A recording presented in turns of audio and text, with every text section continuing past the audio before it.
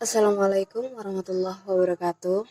Bertemu lagi dengan saya, Hafizatur Rahma, dari kelas pagi C, Fakultas Ekonomi, Prodi Manajemen. Di video kali ini, saya akan membahas tentang fobia, bahasa, dan budaya Indonesia di era milenial.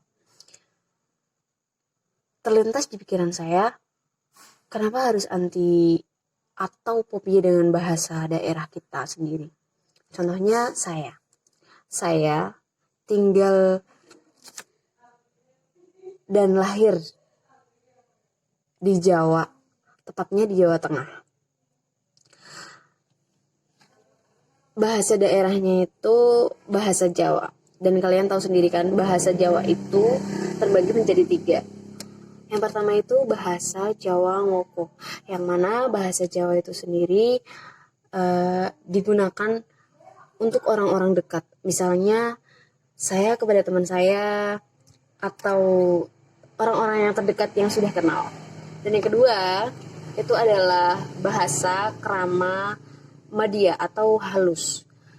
Itu digunakan untuk orang yang lebih tua, mungkin kepada orang tua atau kepada guru kita dan pemimpin dan lain sebagainya. Dan yang ketiga itu adalah bahasa Krama Inggil, yang mana itu sangat halus.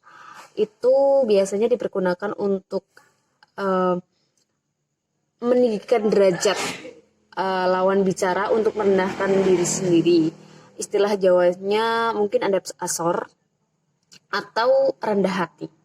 Nah, saya akan memberikan gagasan saya tentang fobia bahasa Jawa di lingkungan saya.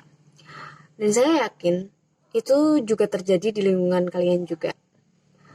Saya sering merasa heran kepada teman-teman atau bahkan teman-teman yang lebih muda dari saya ketika saya mengajak ngobrol atau berkomunikasi dengan bahasa Jawa Kromo, banyak teman-teman saya yang kurang mengerti atau kurang memahami artinya.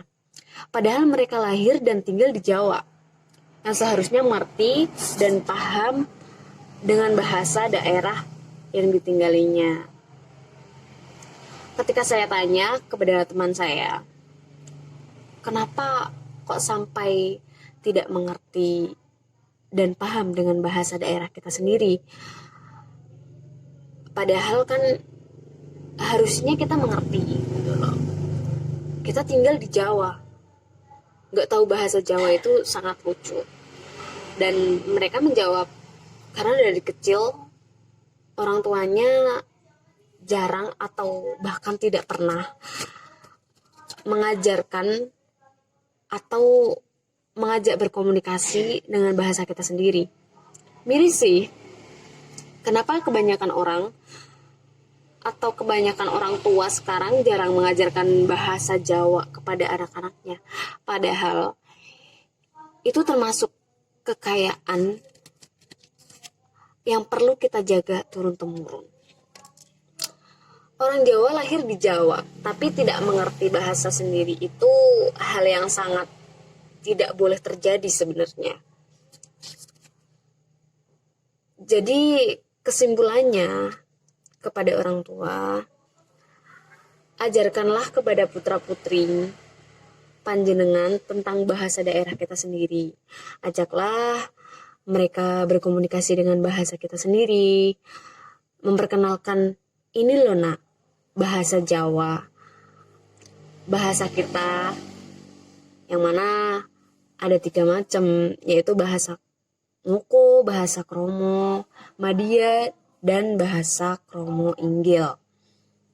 Bahasa kita itu bahasa Jawa, dan bahasa nasional kita itu bahasa Indonesia. Cara itu menurut saya sangat efektif sekali. Nah, jadi buat anak-anak muda, saya ingin berpesan kepada kalian, lestarikanlah kekayaan yang kita miliki, seperti bahasa daerah masing-masing. Kalau bukan kita, siapa lagi? Saya bangga jadi orang Jawa. Saya Indonesia. Cukup sekian. Terima kasih. Wassalamualaikum warahmatullahi wabarakatuh.